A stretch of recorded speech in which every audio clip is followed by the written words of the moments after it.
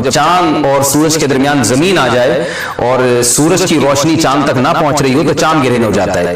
تو یہ اس میں عبرت کی بات بھی ہے ان لوگوں کے لیے جو آپ صلی اللہ علیہ وسلم کی نبوت میں شک کرتے ہیں. البتہ آپ صلی اللہ علیہ وسلم نے اس موقع پر ہمیں حکم دیا کہ اللہ سے تضرع اور عاجزی اور انکساری کی جائے, اپنے گناہوں کی معافی مانگی جائے, اور نماز آپ صلی اللہ علیہ وسلم نے پڑھی. اس پہ بھی بعض لوگ اشکال کرتے ہیں کہ یہ جب ایک نیچرل پروسیس ہے تو اس میں اتنا گھبرانے کی, کیونکہ حدیث میں آتا ہے آپ صلی اللہ علیہ وسلم بہت گھبرائے, تو اس میں گھبرانے کی کیا بات ہے. تو یاد رکھیے ہر نیچرل پروسیس جو ایک عام معمول سے ہٹ کر ہو اس میں انسان کے لیے ایک عبرت کی بات ہوتی ہے. ہم دیکھتے ہیں رسول اللہ صلی اللہ علیہ وسلم کے دور میں جب تیز ہوا چلتی تھی اور بارش سے پہلے ہوا چلا کرتی تھی تیز ہوائیں, تو آپ صلی اللہ علیہ وسلم گھبرا کے مسجد کی طرف دوڑتے, عاجزی انکساری کرتے, اللہ تعالیٰ سے یہ کہتے کہ اللہ تو نے تو مجھ سے وعدہ کیا کہ جب تک میں ان کے درمیان موجود ہوں تو ان کو عذاب نہیں دے گا. تو یہ خوف کا غلبہ تھا آپ صلی اللہ علیہ وسلم پر. کیوں؟ وجہ اس کی یہ تھی کہ یہی حالات قوم عاد اور قوم سمود پر بھی آئے ہیں. قرآن میں آتا ہے نا فلما رأوه عارضا مستقبل اوديتهم قالوا هذا عارض ممطرنا بل هو ما استعجلتم به ريح فيها عذاب أليم تدمر كل شيء بأمر ربها فأصبحوا لا يرى إلا مساكنهم. کہ وہ بادلوں کو دیکھ کے کہنے لگے یہ تو ایک معمول کے مطابق بادل ہیں جو برسیں گے اور بارش ہوگی. تو پیغمبر نے کیا کہا کہ یہ بارش نہیں ہے بلکہ یہ وہ عذاب ہے جس کی تم جلدی کیا کرتے تھے, اور اس میں ایک ایسی ہوا ہے جو اللہ کے حکم سے ہر چیز کو ہلاک کر دے گی.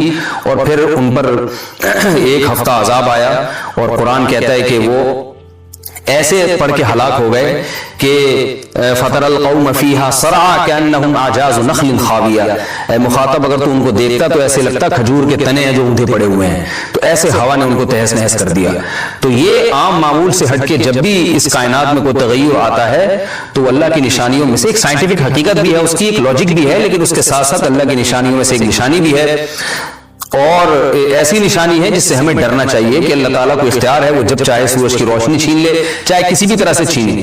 اور یہ بھی ایک سائنٹیفک حقیقت ہے جو آپ صلی اللہ علیہ وسلم کی نبوت پر جس نے ایک مہر لگا دی ہے کہ سورج اور چاند کا گرہن ہونا, اگرچہ اس کی ایک لاجک ہے کہ چاند سورج کے سامنے آ جائے تو سورج گرہن ہو جاتا ہے, لیکن اس بارے میں جو ہماری تحقیق ہے, جو سائنسدان کہتے ہیں کہ یہ وقت اس یعنی خطرے کا وقت ہوتا ہے. سورج سے ایسی خطرناک ریز نکلتی ہیں جو نقصان کا سبب بن سکتی ہیں, تبھی بعض حضرات سورج کی طرف دیکھنے سے بھی منع کرتے ہیں.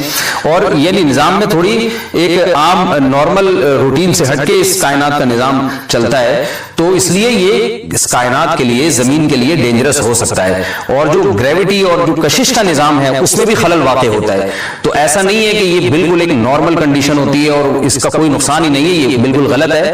اس میں نقصان کا بہرحال خطرہ ہے, اور اس بات کا امکان موجود ہوتا ہے کہ قدرت انسانوں سے انتقام لے یا انسانوں کو نقصان پہنچائے. اور ویسے بھی جن کے دلوں میں اللہ کا خوف ہوتا ہے وہ تو ویسے ہی اللہ کے وَهُم مِّن خَشْيَتِهِ, قرآن مجید میں اللہ تعالیٰ کا ارشاد ہے کہ مشرکین بار بار یہ سوال پوچھتے تھے قیامت کب آئے گی کب آئے گی. اللہ فرماتے لیکن جو مومنین ہیں ان کو اس سے غرض نہیں ہے کہ کب آئے گی.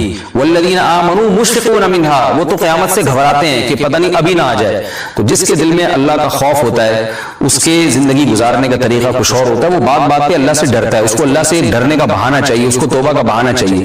تو اس بحث میں پڑھنا کہ یہ تو ایک لاجیکلی ایک سورج کی روشنی غائب ہو جائے گی, پہلے تو اپنے ذہن کو یہ صاف کریں, کلیئر کریں کہ اس کائنات میں ایک نظم و ضبط ہے. الشمس ينبغي لها ان تدرك القمر ولا الليل سابق النهار.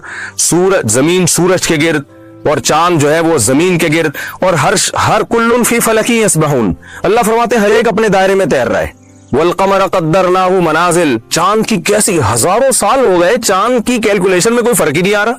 یہ جو ماہرین فلکیات بتا دیتے ہیں نا کہ 10 سال بعد کس دن کیا تاریخ ہوگی, یہ ماہر فلکیات کا کمال نہیں ہے, یہ چاند کا کمال ہے. دیکھو مجھے ایک بات بتاؤ, آپ کے بارے میں اگر کوئی بتائے کہ میں پہلے سے بتا سکتا ہوں کہ فلاں صاحب جو ہیں 3:05 پہ یہ جو بھی سفر کے لیے نکلے ہیں تو 3:05 پہ یہ وہاں ہوں گے, تو یہ بتانے والے کا کمال نہیں ہے, یہ آپ کی ٹائم کی پابندی کی علامت ہے. آپ کا شیڈول ایسا زبردست ہے کہ لوگ آپ کے بارے میں پہلے سے بتا دیتے ہیں کہ یہ ٹائم کی خلاف ورزی نہیں کرتا. تو یہ جو سائنسدان بتا دیتے ہیں نا کہ 20 سال بعد فلاں سورج گرہن ہوگا, چاند گرہن ہوگا, اور کیا تاریخ ہوگی, کیا دن ہوگا, تو یہ سائنسدانوں کا کمال نہیں ہے, یہ سورج اور چاند کی ایکوریسی ہے. یہ اس کا کمال ہے کہ وہ ہزاروں لاکھوں سال ہو گئے, وہ اپنے ٹائم سے ذرہ برابر بھی ہٹنے کے لیے تیار نہیں ہے. इतनी एक्यूरेसी इत्तेफाक से वजूद में आ गई भाई। इतना ईंधन सूरज खारिज कर रहा है, इतना ईंधन, कहां से इसमें ये ईंधन भरा जा रहा है और कहां से ये गैसें खारिज हो रही हैं। एनर्जी लगती है ना, ये एनर्जी कहां से आ रही है? ये इत्तेफाक से हो रही है, ये सब चीजें इत्तेफाक से हो रही हैं। कैसा अजीब निजाम अल्लाह ने बनाया। तो अगर ये कायनात मेरे भाई इसमें नज़्म ज़ब्त ना होता तो ये इत्तेफाक से वजूद में आती और हमें इसकी रीजन तलाश करने की जरूरत, बोलो भाई, नहीं पड़ती। लेकिन अब इस कायनात की मैनेजमेंट को देखते हैं और कुरान बार बार चैलेंज करता है, ज़ालिका तकदीर, ज़ालिका तकदीर। ये अंदाजा है तकदीर का, आज की जबान में तर्जुमा मैनेजमेंट। ये अंदाजे हैं, ये खुद ब खुद नहीं है, ये एक कैलकुलेशन है। अल अजीज ऐसे बादशाह की कैलकुलेशन है जो गालिब है, जिस तरह से चाहे निजाम को चला सकता है। अल अलीम, और इल्म भी रखता है वो, उसे पता है कि किसको किस चीज को कैसा बनाना है। देखें, दो चीजें चाहिए होती हैं जब भी आप किसी प्रोजेक्ट पे काम करते हैं, तो आपके पास दो किस्म की दो सिफात आपके पास होना जरूरी है। पहली सिफत, आप काम लेना, आपके पास पावर हो, ताकत हो ना कि मजदूरों से काम ले सकते हो। भाई आप बहुत बड़े इंजीनियर हैं लेकिन आपकी चलती नहीं है। आपको कोई प्रोजेक्ट दिया गया कि यार ये फैक्ट्री बना दो, ये स्कूल बना दो, ये प्रोजेक्ट है, ये सड़क बना दो।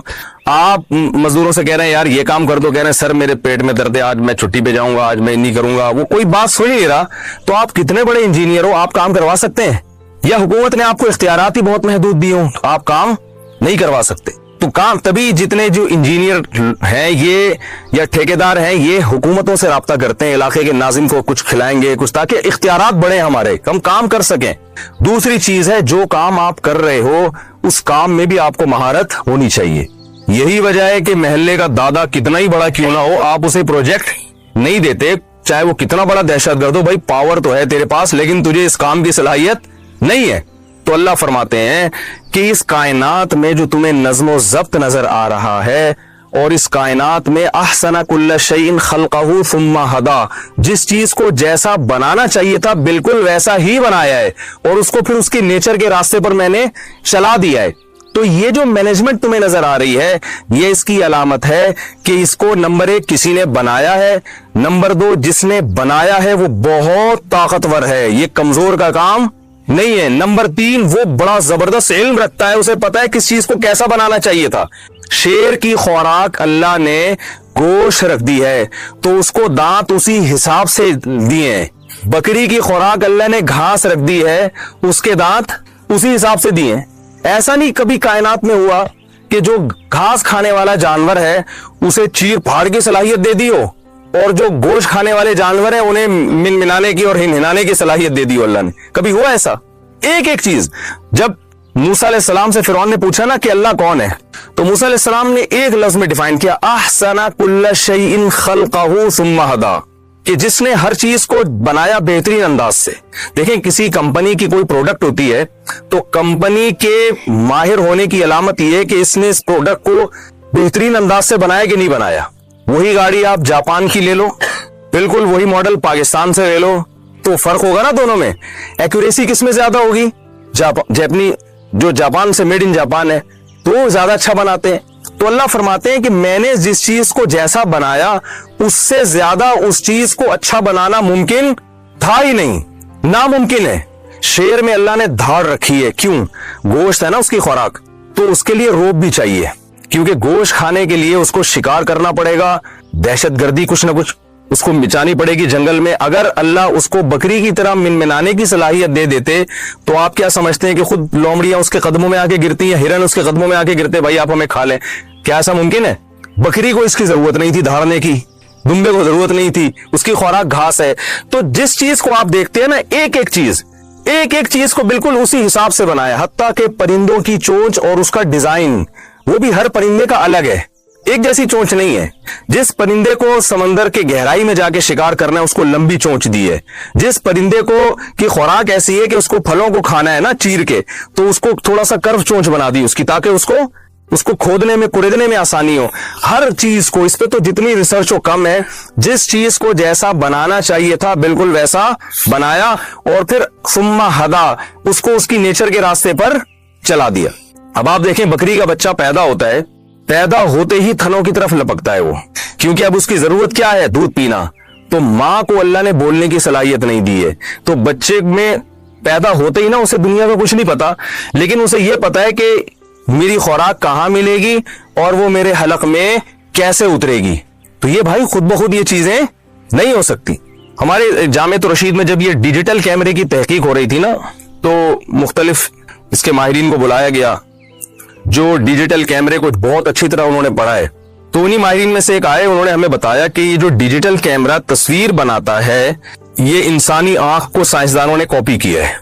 जैसे मैं भी आपको देख रहा हूं ना, तो आंख के पर्दे पे आपकी तस्वीर बन रही है, रोशनी की लहरें टकरा के आएंगी, आंख के पर्दे पे जाएंगी और पीछे वो बरकी लहरों में तब्दील होंगी, और वो लहरें फिर दिमाग जो है ना, वो पीछे कुछ ऐसे आलात लगे, उन लहरों को रिवर्स करके दोबारा रोशनी की लहरों में लेकर आएगा वो, और फिर उल्टी तस्वीर बनेगी, दिमाग उसको फिर क्या करेगा, सीधा कर देगा।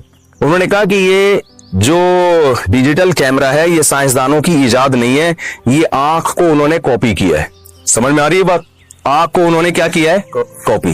कि आंख कैसे बनाती है, तो बिल्कुल वही चीज उन्होंने यानी वो शीशों को उसी लिहाज से एडजस्ट किया, और उसी तरह वो लहरें रोशनी की टकरा के जाती हैं और फिर वो रेडियाई लहरों में तब्दील होती हैं, फिर वो पीछे जाके रिवर्स, पूरा कह रहे हैं 100% आंख की कॉपी है ये।